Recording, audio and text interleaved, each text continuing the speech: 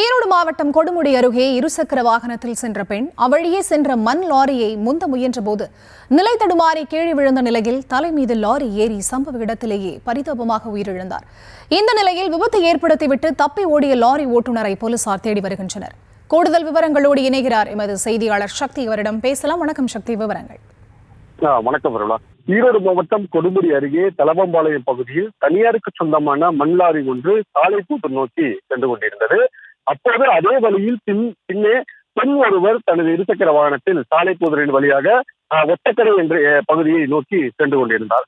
அப்போது லாரியை முந்த முயற்சித்த அந்த பெண் எதிர்பாராத விதமாக தடுமாற்றம் ஏற்பட்டு லாரியின் பின் சக்கரத்தில் விழுந்ததாக கூறப்படுகிறது. இந்த நிலையில் பெண் விழுந்ததை தெரியாமல் லாரி ஓட்டுநர் அந்த பெண்ணின் தலையின் மீது லாரியை ஏற்றியுள்ளார். இந்த விபத்தில் இருசக்கர வாகனத்தில் வந்த அந்த பெண் தலை நசுங்கி சம்பவ இடத்திலேயே பரிதாபமாக உயிரிழந்துள்ளார்.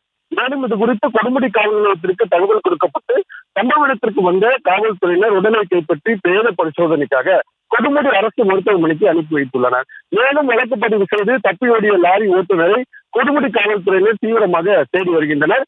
பெண்ணின் தலையின் மீது லாரியை ஏற்றி விபத்தை ஏற்படுத்திவிட்டு லாரி ஓட்டுநர் நிற்காமல் லாரி தப்பியோடிய சம்பவமானது பெரும் பரபரப்பை ஏற்படுத்தி வந்த நிலையில் தற்போது கொடுமுடி போலீசார் நடத்திய முதற்கட்ட விசாரணையில் லாரியை ஓட்டி வந்தவர் முகிலன் என்று தெரிய வந்துள்ளது. அதாவது தலை நசுங்கி இறந்த அந்த பரிதாபமாக இருந்த அந்த பெண் நாமக்கல் மாவட்டத்தை சேர்ந்த சாந்தி என்றும் தற்போது அந்த போலீசார் விசாரணையில் தெரிய வந்துள்ளது. மேலும் இது குறித்து தீவிர விசாரணையிலும் லாரி ஓட்டுநரையும் தேடி வருகின்றனர் கொடுமுடி காவல்துறையினர். விவரங்களுக்கு நன்றி சக்திவேல்.